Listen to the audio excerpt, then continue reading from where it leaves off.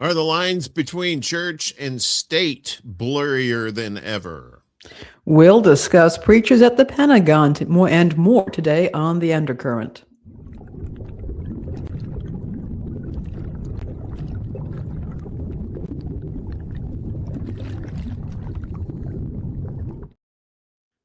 Good morning, everyone. Good morning, Miss Laney. Good morning, Uncle Warren. How are you doing today?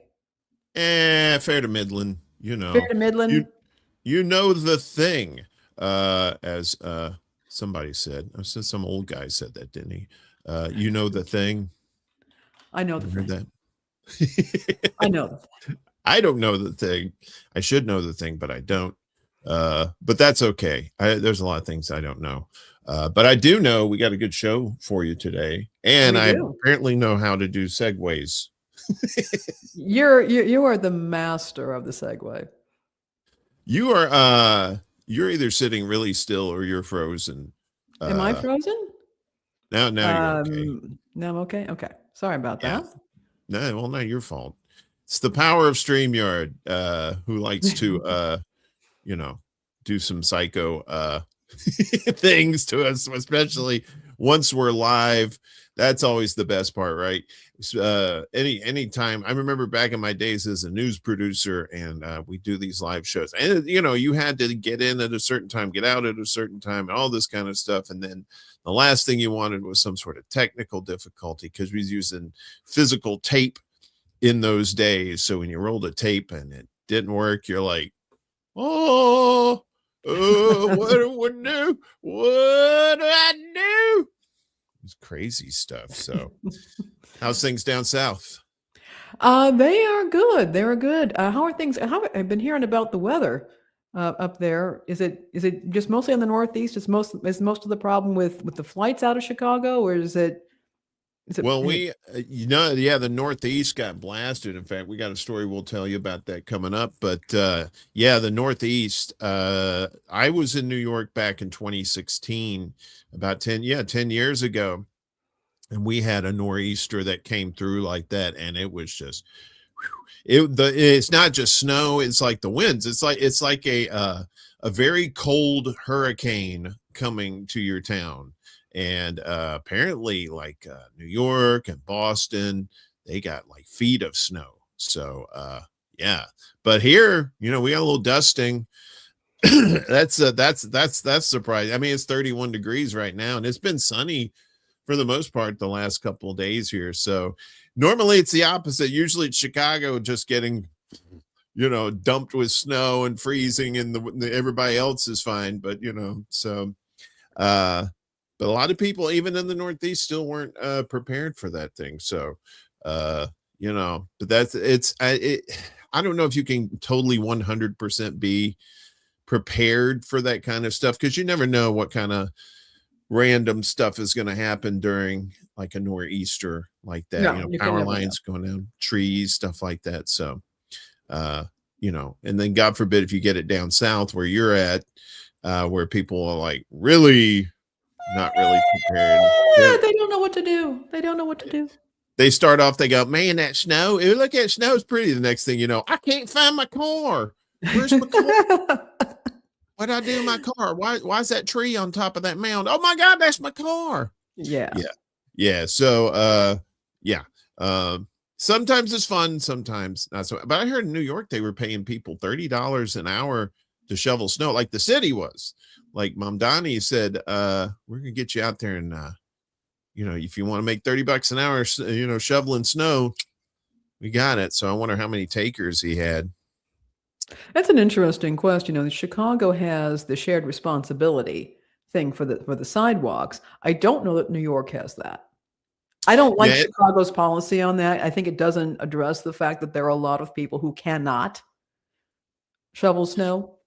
Right, exactly. I mean, I'll notice, and I've noticed this here too. It may be the same thing where you'll walk down a public sidewalk, and some of the sidewalk will be shoveled. Some of it will just be nothing but compacted snow and ice. So you have to do the Frankenstein walk across it, so you don't slip and fall on your butt. And but yeah, it's not like The roads, yes. The streets, yes. But the sidewalks are it's kind of up to the property owners for that, and that's kind of stupid And too, not because you have they're not always pedestrians. able to do that. Or if you have, you have a Right. landlord who owns several buildings, again, they may not have the capacity to immediately get out there and do that. You have older people who are disabled. Right. I just don't get it. And it makes sense to me. It creates some good work for people. Mm-hmm. And maybe they should do that here and in New York too. They're already doing it, but maybe they should do that here, where the city incentivizes people to come out and look. We'll throw you some bones here if you can shovel these sidewalks, because, like you said, a lot of people aren't physically capable of doing it. And not a lot of people keep bags of salt in their homes, for the sidewalks, that sort of thing. Some people do, but Yeah, some don't. So it's very hit and miss when it comes to that. So absolutely. I know you got to get out of here early today, so I do. let's So get. letting anybody know, if you want to see me, I'm going to be doing an essay or a report or whatever you want to call it to a group of people in the United Kingdom about the Max Headroom incident. I've just put up the link in the comments here. But if anyone wants to check it out, please do. Right on, right on. Hang on just a second. Let me go over here, and then well, okay. I can't do that for some reason. Okay, I know why. Never mind. Yeah, it's in the description there. If I can find my thing here. Let's get to the stories today. Of course, Trumpy had his State of the Union speech last night. I know everybody's excited about that. The longest State of the Union speech in history. And from a blowhard like that, I'm amazed he hasn't had longer ones. But Trump claims host of successes and attacks old foes in longest State of the Union. And he is right there. Trump proclaimed his first year in office a success at the State of the Union address last night, even as his presidency is dogged by low public approval ratings before November's midterm elections, in which voters could hand control of Congress back to his Democratic opponents, them too. The annual address to a joint session of Congress came after months of turmoil for the Republican president, including a crackdown on immigrant communities in Minneapolis that resulted in the deaths of 2 U.S. citizens and faltering progress on his campaign promise of lowering the cost of living. If anything, it's gone up. So despite Democrats walking out, holding signs, verbally clashing in the chamber, Trump maintained a triumphant tone in his speech, arguing that he had rebuilt a country ruined by Joe Biden. Yeah, sure, right.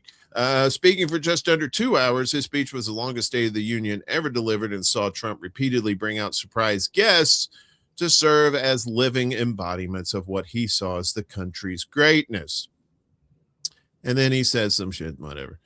Recent surveys have shown that many voters disagree. Washington Post ABC News Ipsos poll released this week found a mere 39% of voters view his presidency positively, and others have found him underwater on key issues such as the economy and immigration. But Trump gave no acknowledgement to the bad vibes, instead running through his administration's accomplishments in a speech that was interspersed with falsehoods, lies, and exaggerations, but light on new policy proposals. Shocking. I know, right? He figured he'd have new lies to tell us. He announced that his vice president, J.D. Vance, would lead a war on fraud. I wonder if he's going to start with his boss first. And that he had negotiated a ratepayer protection pledge to offset the impact of new data centers on households' electricity costs.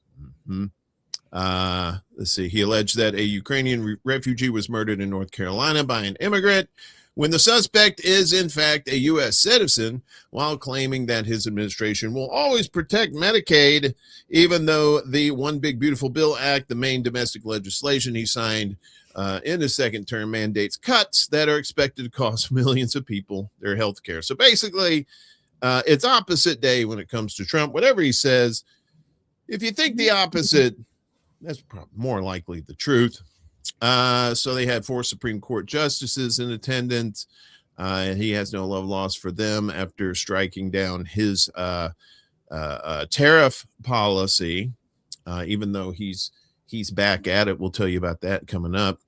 And of course, he was less restrained when it came to Democratic lawmakers who he wrote off as crazy, or Somali immigrants who he described as pirates who ransacked Minnesota, the site of a long-running and contentious immigration operations. Though he has ordered a major military buildup around Iran, he revealed little about what his intentions were for the longtime U.S. adversary. My preference is to solve this problem through diplomacy, but one thing is certain: I will never allow the world's #1 sponsor of terror, which they are by far, to have a nuclear weapon. Trump mumbled. Much of the speech, the rest of his speech, was dedicated to honoring a parade of U.S. citizens. These include a men's hockey team that just won gold medals at the Winter Olympics, and a National Guard soldier who survived a fatal shooting in downtown Washington, D.C. Trump also awarded the Medal of Honor, the highest military decoration, to a Korean War veteran and a helicopter pilot wounded during the January raid to kidnap Venezuelan President Nicolas Maduro. So you got a medal for getting wounded while kidnapping somebody. That's fine and dandy.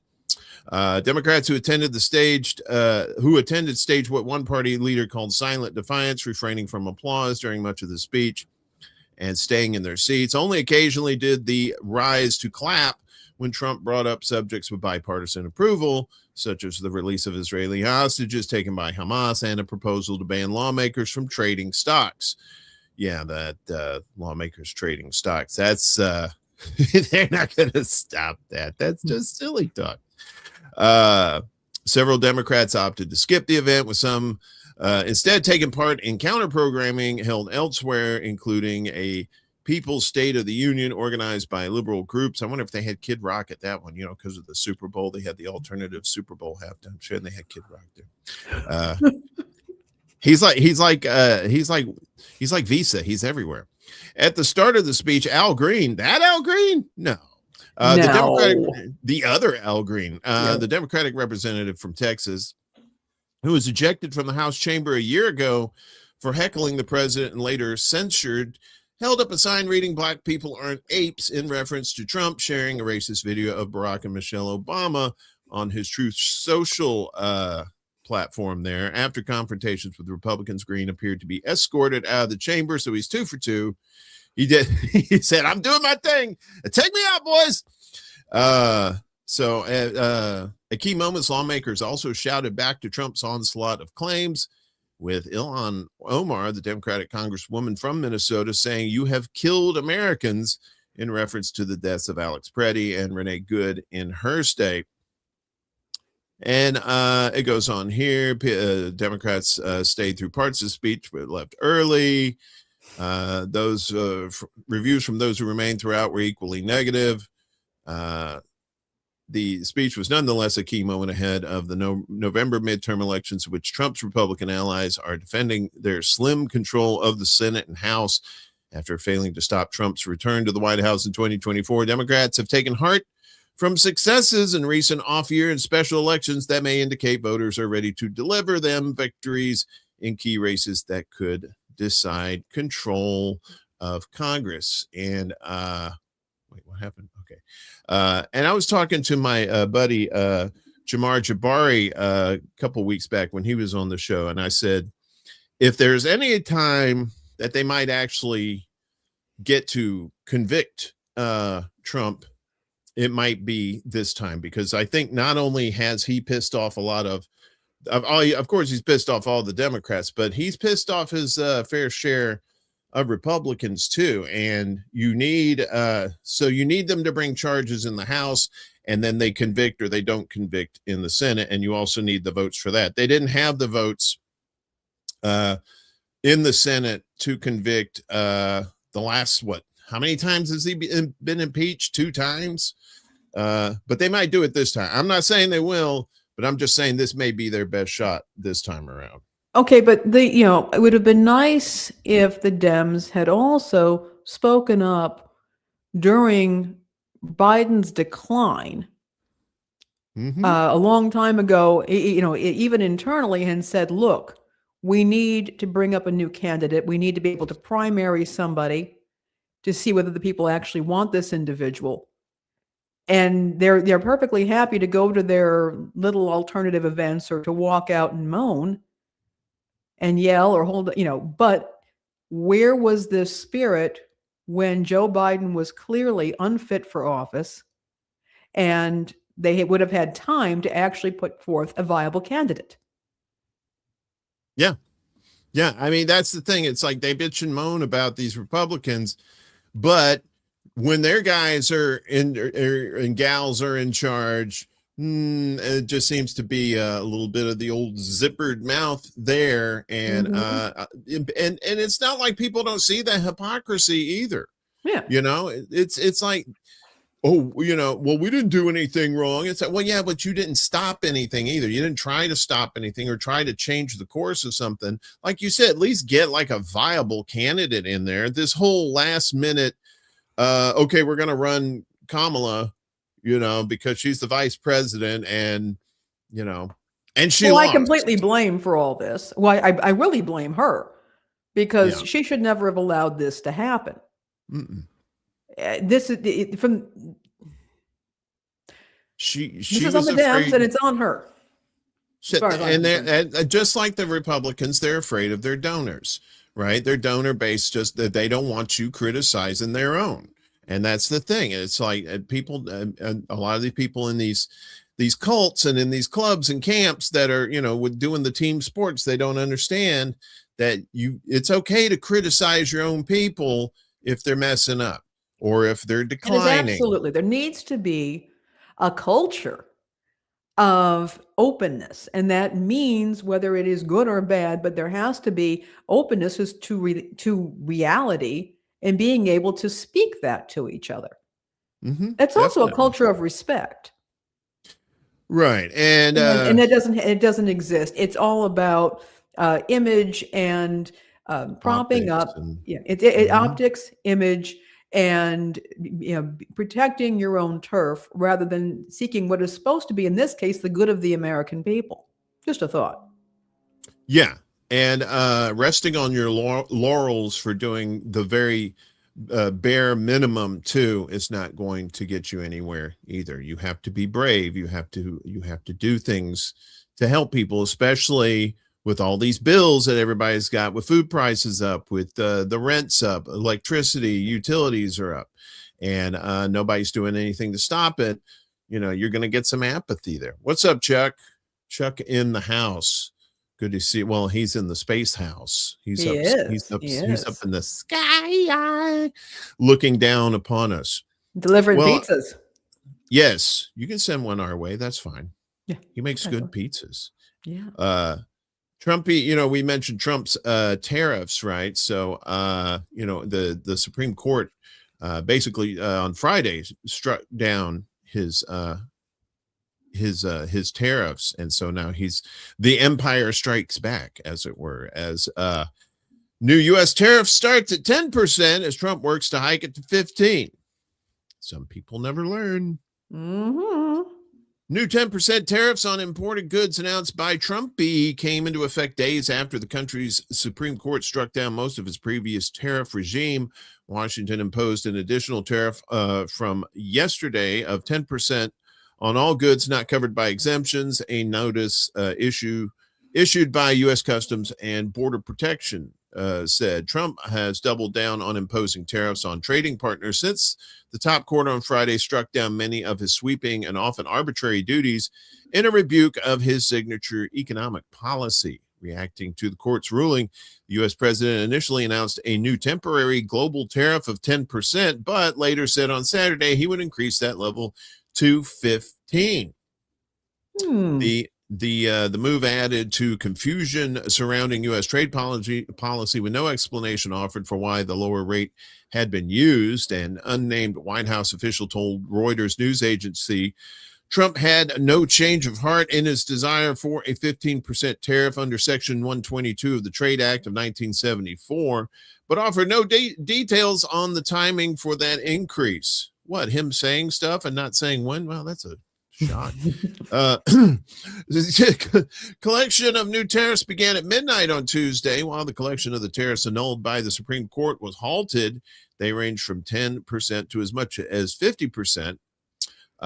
Trump is delivering the State of the Union address tonight. So this is from yesterday. So it's possible we might get a better sense of the next step on tariffs. That's when the narrator said they didn't get a better sense of the next step on tariffs. Net, we still think the effective tariff rate will fall this year, and that the world post-SCOTUS will see lower tariffs than the pre-SCOTUS world. Its analyst said, using the acronym for the Supreme Court of the United States.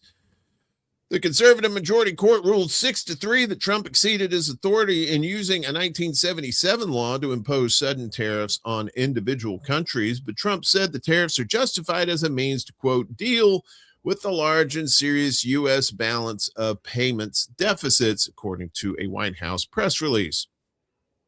The new duty that took effect yesterday only lasts for 150 days unless extended by Congress, and is widely seen as a bridge towards a more durable trade policy. Trump's tariff order argued a serious balance of payments deficit existed in the form of a $1.2 trillion annual U.S. goods trade deficit, a current account deficit of 4% of gross domestic product, and a reversal of the U.S. primary income surplus. That's a lot of words that I don't understand. All I know is coffee and chocolate are very expensive right now. They are. On Monday, Trump warned countries against backing away from recently negotiated trade deals with the United States, saying if they did, he would hit them with much higher duties under different trade laws. So he's playing whack-a-mole with the trade laws there. Meanwhile, China urged the U.S. to abandon its unilateral tariffs, indicating also it's willing to hold another round of trade talks with the world's largest economy, the Commerce Ministry said in a statement yesterday. China will decide at the right time on adjusting countermeasures to the latest U.S. tariff adjustments. So he said, Trump basically said, you're going to take away my tariffs? Well, I could, under this random, obscure act from 1872 regarding penguins and onions, that I can raise tariffs, just like pulling stuff out of his butt, like to try to get these. He is bound and determined to get these tariffs going. He's obsessed. Yeah, he's obsessed. All right. Yeah. He's FedEx is also obsessed too. They're like, oh yeah, this is a fun one. They're like, where my money, bitch? FedEx be pimping out here. FedEx files suit after Supreme Court strikes down Trump tariffs. And I figured somebody was going to do this. As soon as those tariffs got nixed, somebody was like, wait, what? We get money back? Hey! Shipping giant FedEx has asked a federal trade court to order the U.S. government to reimburse duties it paid under tariff measures recently invalidated by the Supreme Court in what could become one of the largest refund disputes in modern U.S. trade history. The lawsuit filed in the U.S. Court of International Trade names U.S. Customs and Border Protection, the CBP, its Commissioner Rodney Scott, and the U.S. as defendants. FedEx did not cite a specific figure, but stated that it is seeking a full refund of the duties it paid as an importer of record. Of course, that case follows the 6-3 Supreme Court decision we told you about on Friday. While the Supreme Court did not address the issue of refunds, FedEx has taken necessary action to protect companies' rights as an importer of record to seek duty refunds from U.S. Customs and Border Protection, the company said. Estimates suggest that more than $175 billion was collected under the IEEPA based tariff regime in 2025 alone. Economists at the Penn Wharton budget model, that's a thing. Okay. Have warned that this revenue could now be subject to refund claims depending on how lower courts interpret the ruling. That's probably why Trump is so desperate to get these other tariffs going. Because he's like, oh shit, I got to pay these people back. Oopsie sauce. The Supreme Court did not explicitly order repayments, leaving open the question of whether companies are automatically entitled to reimbursement or must pursue administrative and judicial remedies, as is the case with FedEx. In a dissenting opinion, Justice Brett Kavanaugh underscored that uncertainty, writing, the court says nothing today about whether, and if so, how the government should go about returning the billions of dollars that it has collected from importers. He added that refunds of billions of dollars would have significant consequences for the U.S. Treasury. Aww, sad face. That's me being sarcastic. Sorry. Legal analysts note that importers may attempt to recover funds through customs protest mechanisms, post-summary corrections, or direct litigation. I'm thinking probably direct litigation is probably the way they're all going to go. FedEx's filing is widely viewed as the first major test case, with other large corporations expected to follow. So following the ruling, CBP reportedly stopped collecting tariffs tied specifically to IEEPA authority. However, other trade measures imposed under separate statutes, including Section 232, national security, take a drink, and Section 301, unfair trade practices, remain unaffected. And then, like I said, in response to the decision, Trump signaled he would pivot to alternative legal grounds because that's all he does. Is he's a litigious person, right? Yeah, and I have to ask some questions here. Is he supposed to be a pro-business president? And Republicans are supposed to be the pro-business party, but they're basically scratching their heads as to how they're going to, how the government is going, which they are in control of, are supposed to reimburse businesses I know, right? for the money that they are owed. Well, Oopsie apparently daisy. they're pro-business, but they're not pro-refund.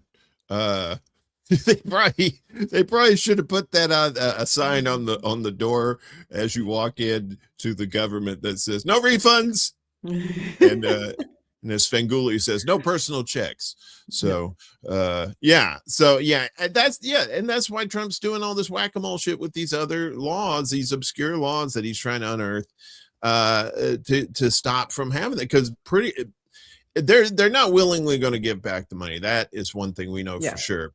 And it's probably going to be, you're going to see a lot more people besides FedEx. FedEx seems to be testing the water to see if this is going to happen. And if FedEx is successful, the floodgates will open, and you'll see a lot more people coming after Trump. And oh boy, here it comes.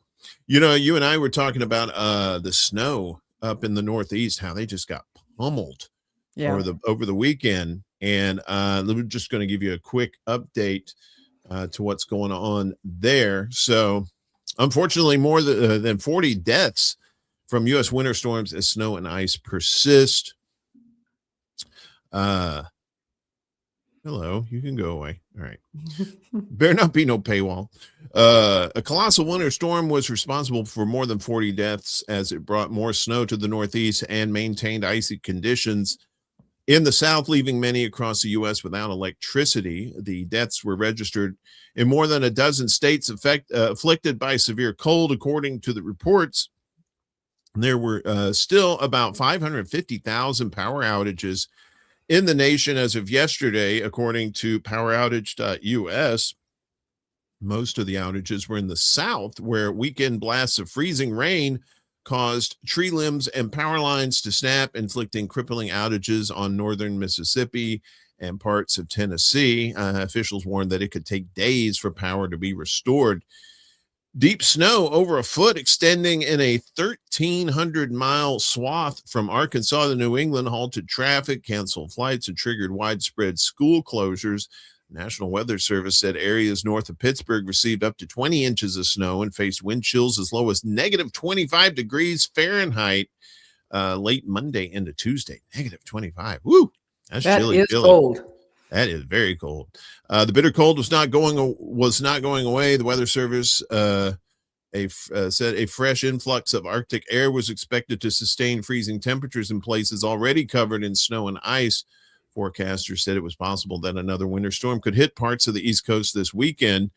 The rising death toll included 2 people run over by snowplows in Massachusetts and Ohio. Jeez. Fatal sledding. Yeah, I know, right? How does that happen? I don't know. I don't even want to think about it. I mean, but how does that happen? I know. Well, ain't that America? All kinds of crazy shit happening in this for you and these me days. Yeah, I know. Little pink houses and all that. Little pink houses. Little white houses that's all covered in snow. Fatal sledding accidents that killed teenagers in Arkansas and Texas, and a woman whose body was found covered in snow by police with bloodhounds after she was last seen leaving a Kansas bar. In New York City, officials said 8 people were found dead outdoors over the frigid weekend. 3 young brothers fell into an icy pond outside the North Texas town of Bonham. The boys, aged 6, 8, and 9, died as their mother, Cheyenne Hangeman, tried to jump into the freezing water and save them.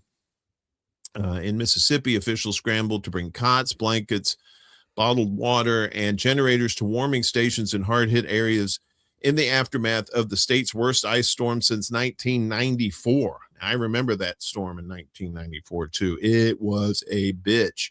At least 14 homes, 1 business, and 20 public roads had major damage. It's according to Mississippi's Governor Tate Reeves. We call him Tater.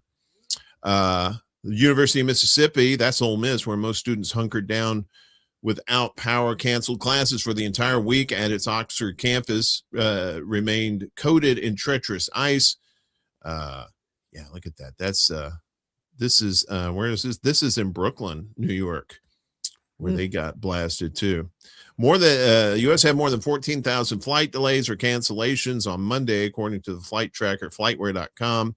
On Sunday, 45% of U.S. flights were canceled, making it the highest day for cancellations since the COVID-19 pandemic, according to the aviation analytics firm Cirium.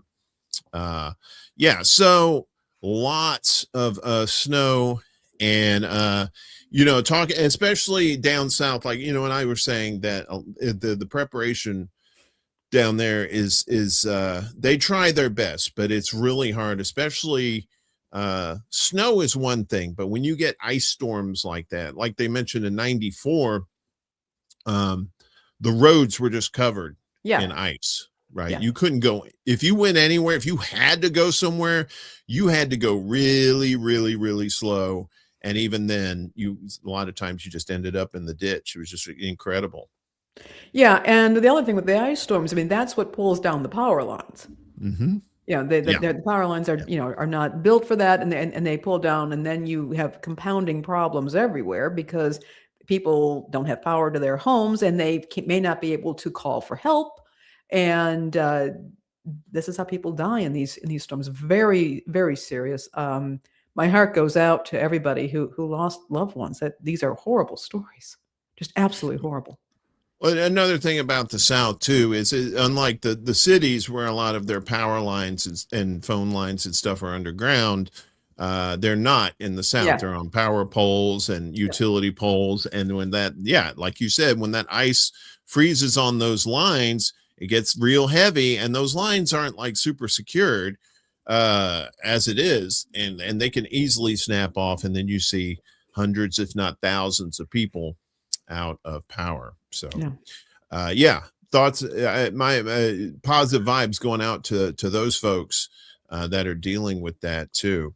And a reminder to the officials in these areas that are not usually afflicted by snow, with the nature of climate change, it may be time now to start reinforcing your infrastructure.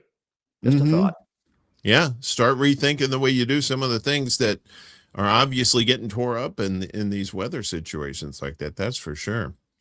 So we get to the catch of the day now, and this is some interesting stuff. This has always been one of my pet peeves. How the separation of church and state. Some people say yes, that's right. Some people say, well, this is a Christian nation. I'm like, who's Christian? Who's the, what's good? But apparently now the Pentagon is getting the preacher of the week, it seems like. Why don't you go ahead and fire this off? All right. So what is going on? And this is mind-blowing, largely because I have been following one of the more recent preachers of the week, Douglas Wilson, for quite some time. A man who's actually gotten quite a bit of press, much of it negative, for his actions. He is basically the head of I would call it a church industrial complex that is based out of Moscow, Idaho. He is a very conservative, reformed pastor, and fancies himself some kind of a biblical scholar and theologian, which is questionable. But in any case, he has a reputation for stirring stuff up, including some very strong views on things like women's roles, the roles of fathers in their families, and he even wrote at one point effectively a biblical defense of slavery in the United States, defending the institution of slavery. He didn't call for it, but he defended it, which got him into a lot of trouble. He has been very public about his views that husbands are. He wrote a book called, I think, called "The Federal Husband," in which he argued that husbands represent the family unit, including their wives, in the public, and has questioned whether women should be able to vote. What is happening is that Hegseth has been bringing in preachers to preach at the Pentagon. They have primarily been of the conservative Christian variety. And what has been noted is that many of the people who work in that area or work in the Pentagon, they're not legally required to attend the service, but there's a lot of cultural pressure and institutional pressure to attend these services, which are again representative of a fairly narrow slice of American Christianity. Hey, Andrew, and whatever religious observance you want in private, absolutely. And the recent bringing in of Wilson is a signal. All right. So Wilson is known for his very out of the mainstream views. He is known as being particularly hostile to women in leadership positions. There was at one point, a very public discussion in which what would you do in your church if a wife was not cleaning the house properly? And that that the husband should try to encourage her, and if not, then he needed to bring in elders from the church, who are, by the way, all men, to have a talk with her in her home. Jeez. Never thinking about the bastard picking up a mop himself, but this sort of thing. Now, what is also very critical to understand about Douglas Wilson, and you can look him up online. There's a wonderful website. It hasn't been updated in a while, but it's called The Truth About Moscow. And it is about Douglas Wilson's activities in that area. And what is fascinating to me is that this is the Secretary of War has brought in a man who has publicly defended and facilitated the marriage of a pedophile, a convicted pedophile. You see, Doug Wilson his church has its own little seminary. And their practice which is, of course, men, all male students, their practice is to place the male students into homes of church members for room and board.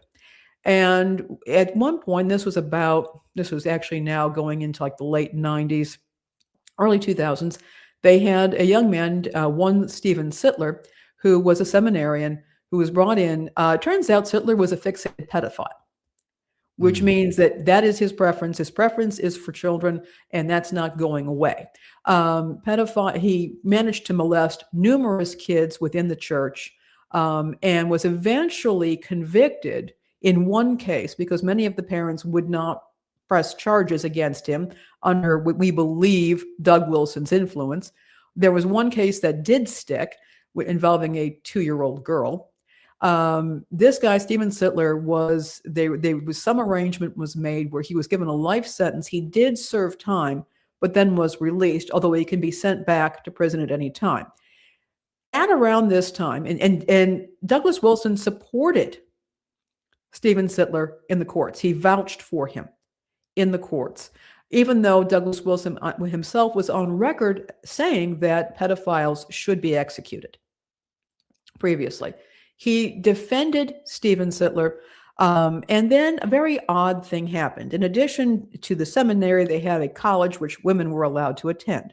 There was a very young girl. She was, I want to say, 22, 23 years old. She was very sad that she had not found a husband because all of her girlfriends had found husbands. She went to, I believe, a pastor or an elder in one of Wilson's churches. He said, "I've got a man for you." Guess who they fixed her up with? The fixated pedophile, Stephen Sittler. Douglas Wilson officiated at their wedding. Attempts were made to deal with this in the courts to say, look, this guy, they're intending to have kids. The judge said, my hands are tied. They did have a child. He was originally not allowed to live at the house. Then he could live at the house, but any interaction with his young baby would have to be supervised with line of sight. That means he had to be seen by somebody with an approved person, which included his wife, I believe, his parents, and her parents. Well, this was not being respected. And at one point, when he was meeting with his parole officer, he admitted to, first of all, looking voyeuristically at a neighbor in her home. He also admitted that he had become sexually aroused while changing the diaper of his 18-month-old son. Oh my God. All right. And Doug Wilson has continued to support this. There have been other cases as well of abuse, primarily of young girls, in which he has defended the abuser. And in some cases, the abusers clearly have gone on to abuse again. Another case involved a young woman. Her name was Natalie. She's been very public about this. One of the seminarians, their response to all of this was to take the seminarian and send him off as a missionary to Haiti. And all Doug Wilson to this day would ever say about it was, well, yes, what happened was wrong, but she was an unusually attractive 13-year-old who was taller than the perpetrator. Clearly, he was paying a lot of attention himself to the body of this 13-year-old. By the way, that perpetrator eventually was arrested for trying to strangle his wife. So again, this is a church. It's a hotbed of scum and villainy. And this is the guy who's brought in to preach. So this is a signal. They're basically saying they're not even trying to pretend anymore. They're saying, yeah, we're going to bring in whoever we want if they support what we like, and women and children be damned. Right. And here's the thing. It's like, just because you're a religious person or a religious leader doesn't make you a good person, right? It just makes you a follower of a religion. And, while the founding fathers weren't atheists, some of them did have Christian values. They made it explicitly clear that there should be that separation of church and state. And so you got Hegseth here, who's just nothing but a meat puppet for Trump, bringing in these scumbags like this, to rally the troops. And from what I was reading in that article, I believe they were talking about how some of the troops felt uncomfortable about it. They felt like, even though it wasn't mandatory, they felt like it was just kind of it was understood that you needed to be there for those sort of things with him. And this just lends to the fact that our government are not only scumbags themselves, they deal with scumbags. And they're perfectly willing to get into bed with anybody that will support their message. Now, I should point out, Douglas Wilson, I don't know that he is a Zionist, because he's not a dispensationalist. But I know that some of the Southern Baptists absolutely are. So, but I don't think it matters at this point. This is, I mean, Zionism is one aspect of this, and this government is perfectly willing to manipulate that to its own ends. But there's also the notion of patriarchy, and I don't like having to be like this. I don't like having to be. I don't want to contribute to histrionics, but when you take somebody with a reputation like Wilson, which is very public and very well documented, and you put and you do this, and you have, you know, make these highly encouraged attendance at these services. Come on. Mm-hmm. Yeah, and especially in light of, you know, what's been revealed in the Epstein files, all the Exactly, and that is things. blatantly. I mean, I would be running away from anybody who had even been even the hint of connection. Yeah, and even before that, you know, all that was going on in the Catholic Church too. Oh, yeah. You And know, still so is going on. Yeah, and it's still going on. Exactly. Yeah, that's why that, you know, we have to stay on people for bringing these kinds of people into our government to do this, right? You know, this is why we have just a disgusting level of people that are the only ones we have choices to. It's apathy. Nobody is doing anything to stop this. They've got their own problems. They're like, oh yeah, thoughts and prayers, but I got my own shit to worry about. That's basically how that rolls like that. So oh my God. Yeah, this is, you know, from what I didn't even, you know, from that article alone, my stomach turned. And then from what you added on to it, Jesus Christ. Yes, there is the documentation. This is far much. Hey, Yana, good to see you. Hey, Yonina. This is just scratching the surface. But again, I think the blatant willingness to put somebody who has supported pedophiles by marrying them, officiating at their weddings, and bringing him in there. It's also a great big finger. Yeah, we'll talk about pedophilia over here, but we really don't care. We're going to do whatever we want. And yeah, we just brought somebody in who doesn't even think that women should be able to vote. Unbelievable. Well, let's get to fortunately, let's get to the recurring tide.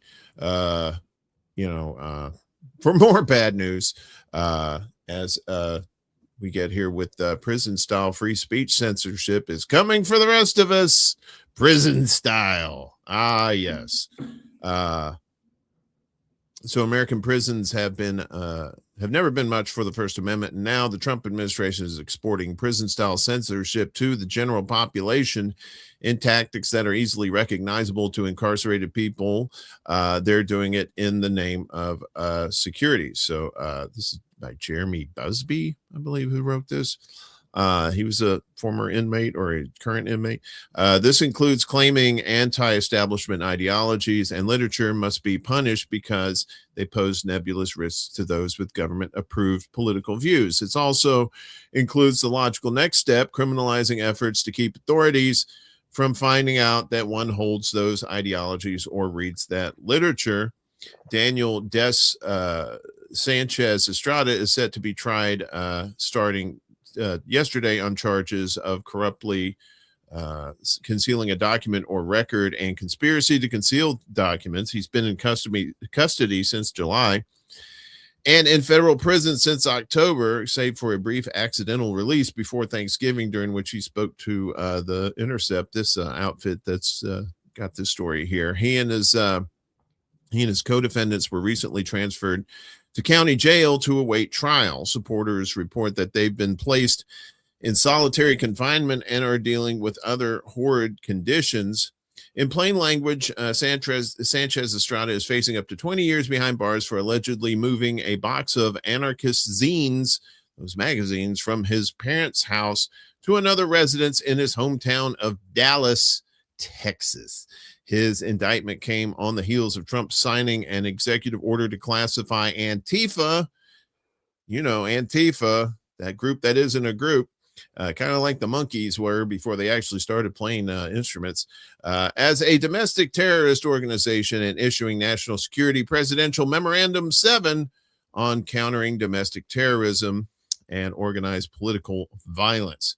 Sanchez Estrada's case originated with a July 4, 2025 anti-ICE protest. His wife, Marcela Rueda, attended outside the Prairie Land ICE Detention Center in Alvarado, Texas, where an officer was shot.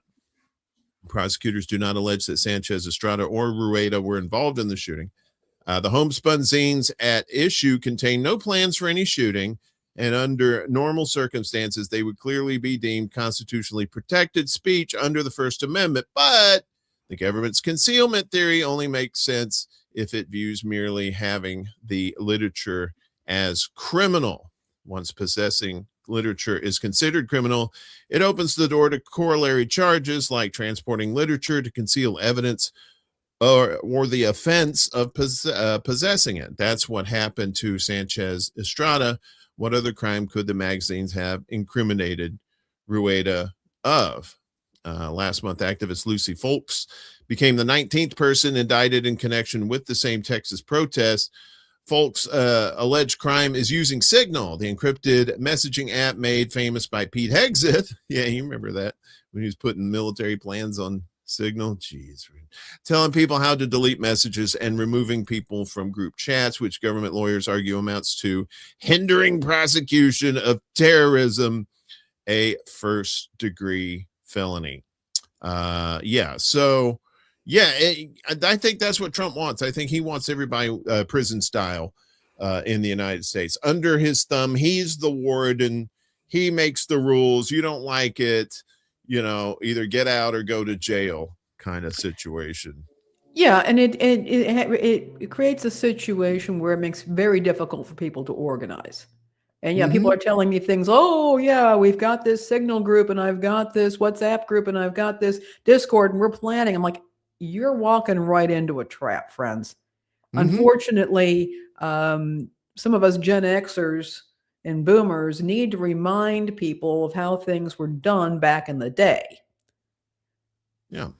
Which is makes it a lot easier to vet. I mean, it doesn't mean groups don't get infiltrated, but frankly, it's a lot easier to track stuff now. Oh, yeah. And to draw people in.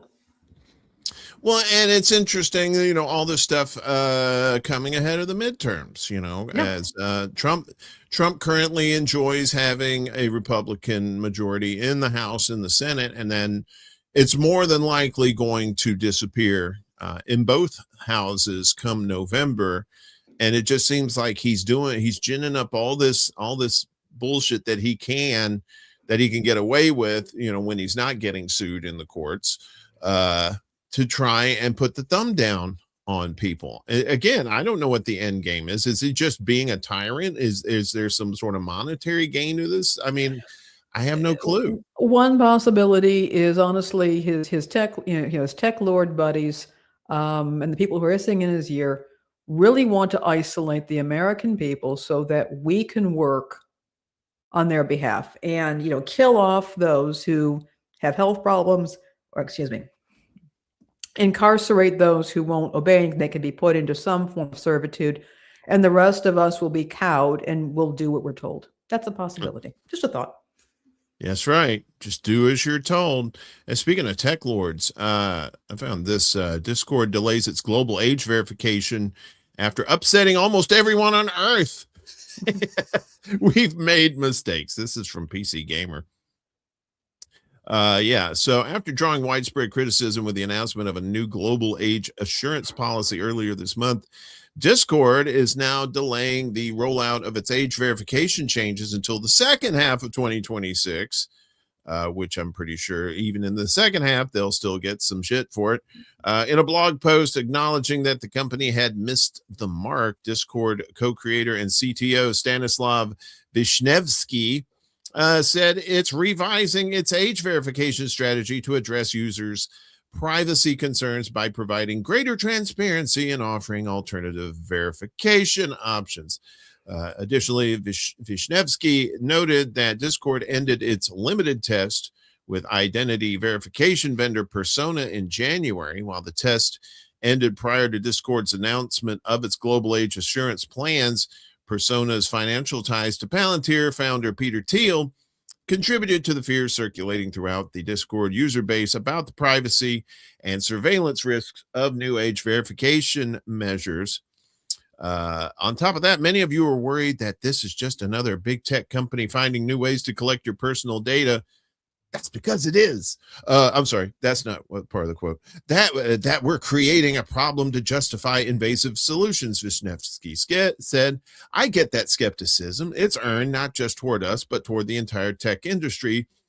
But that's not what we're doing. Wink, wink, wink, wink, wink, wink. I'm winking as hard as I can. Admitting that it isn't realistic to ask users to take Discord at its word, Wisniewski said the company is making an effort to provide more detail about our intentions and how the process works. As a sign of that effort, he said, Discord will be publishing a technical blog post about its own automated age determination systems, which he reiterated, as Discord previously had, should mean that over 90% of users will never need to verify their age to continue using Discord exactly as they do today. That's those people that don't read the fine print, obviously.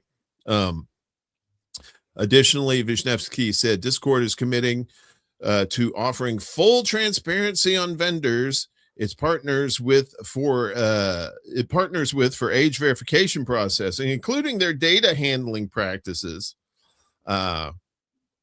How about don't take any of our data like that?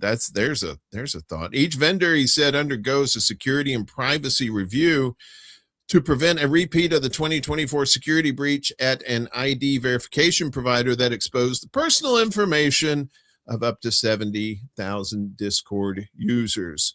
Come on, Laney. We're not going to screw you over. I know you have reservations about this, but we're cool, right? That's what it sounds like to me. Yeah. Well, and they're not the only ones. I mean, that's the moral of that story is push back, right? If you don't want this shit in the stuff that you use on the regular, like you don't want like your face scan, you don't want all this information that can easily be hacked,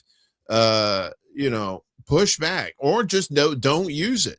I mean, there are open source alternatives out there that that's just Discord's just been around. That's name recognition right there. But there's other alternatives.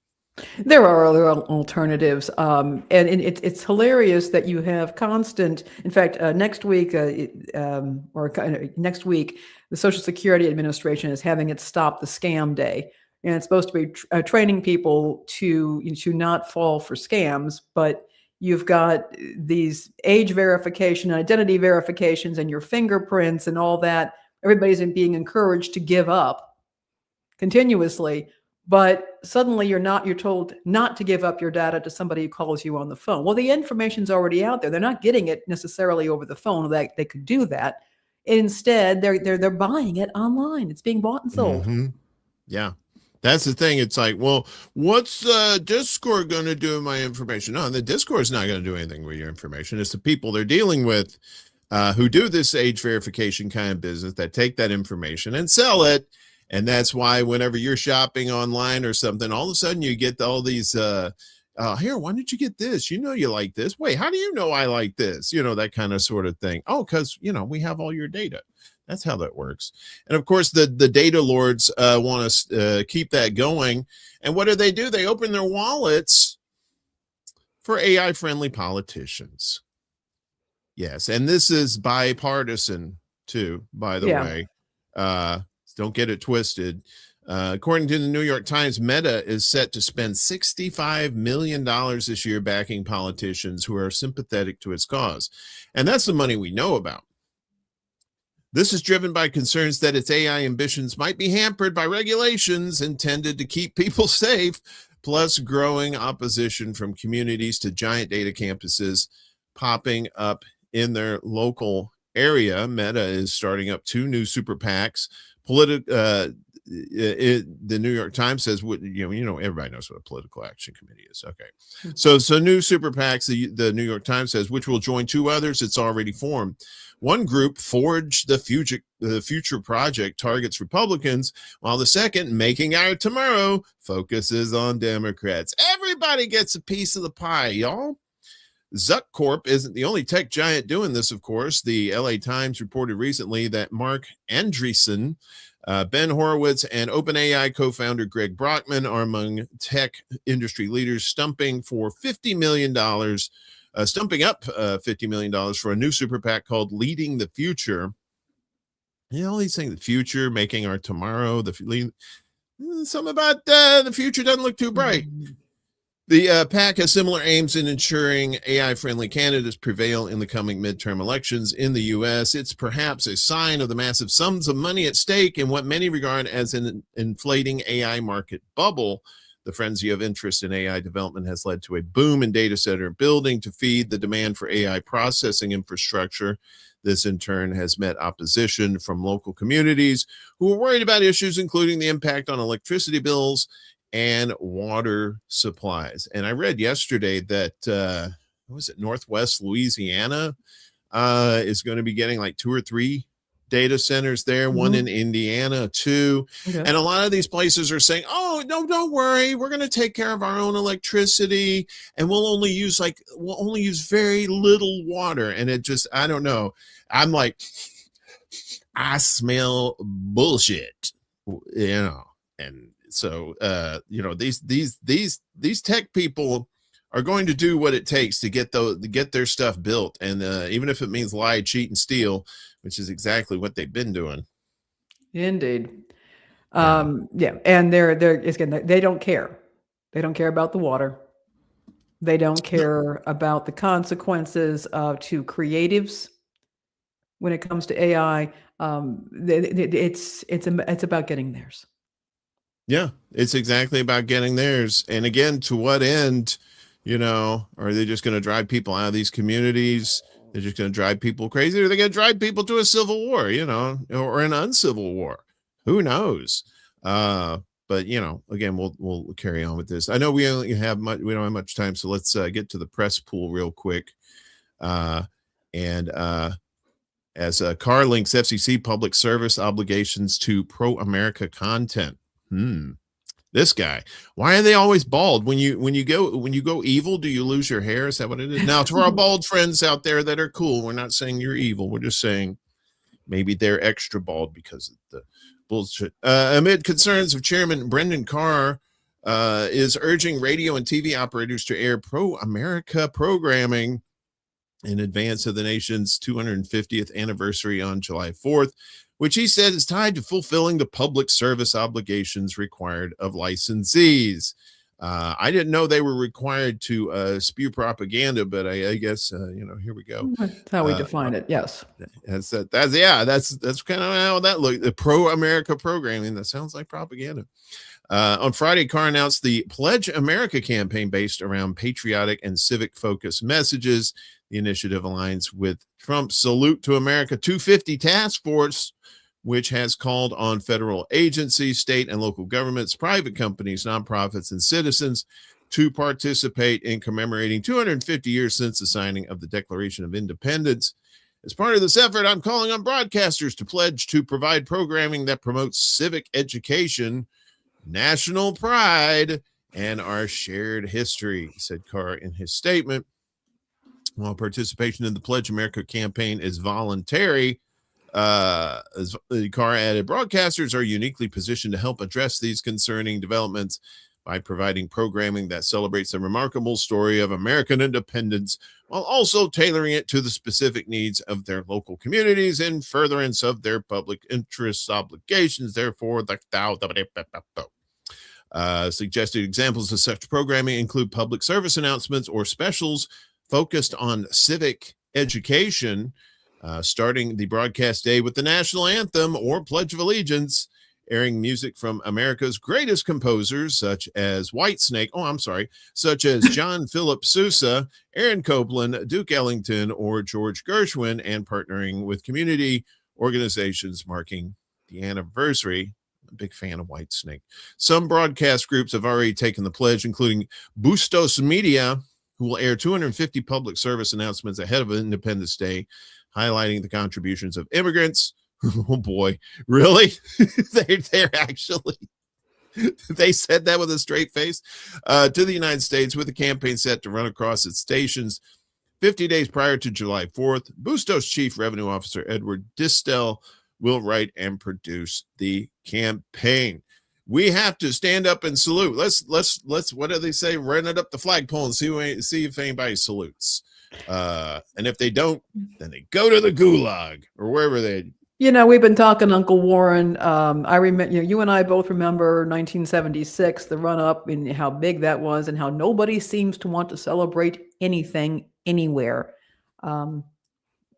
Yes, it's hard to celebrate when you're neck deep in debt, and you know, your healthcare system sucks, and yeah, when your country has basically turned its back on you, it's pretty hard to celebrate it. That's definitely for sure. I remember 76. It was a grand time. It was a grand time.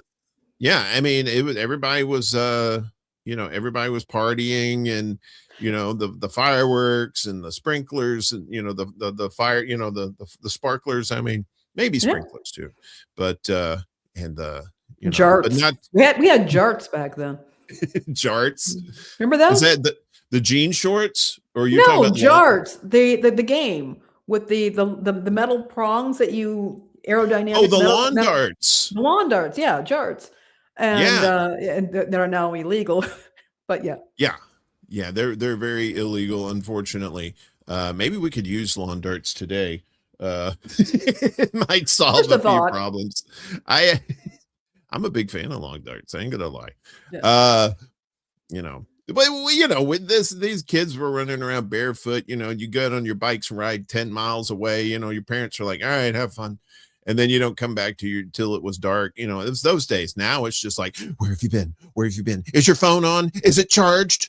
Where you going? I'm going to get something out of the fridge. Okay, text me when you get there."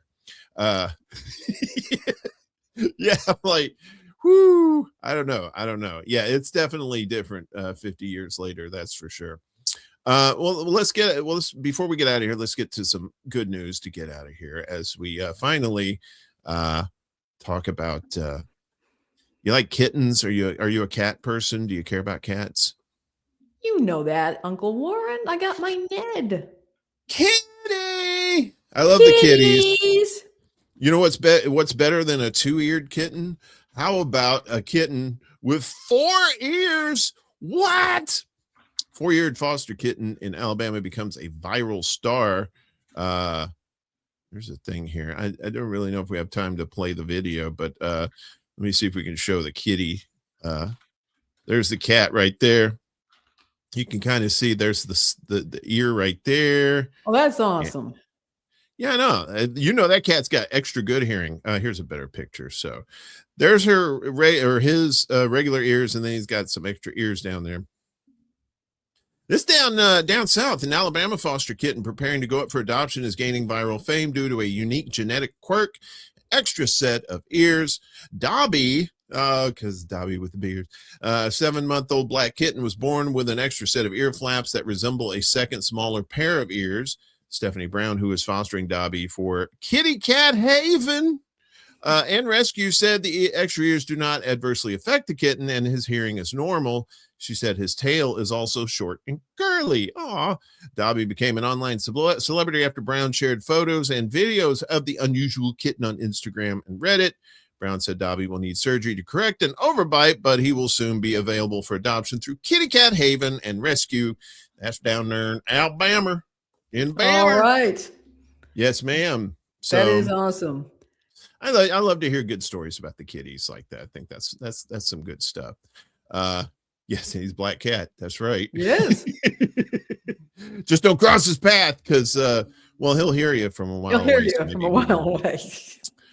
Yeah, so that's that pretty I got a little abbreviated show, but that's fine. That's What did you fine. say you got going on today? All You want right, to at remind 2 the folks? p.m. Central, I am going to be doing a presentation for a group in the United Kingdom called the New Sheridan Club.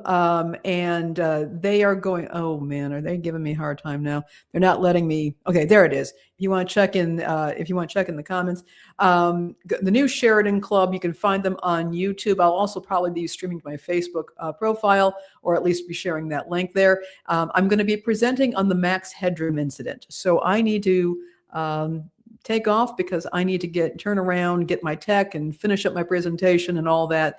So I'm ready to do my presentation. If anybody wants to tune in, please do so.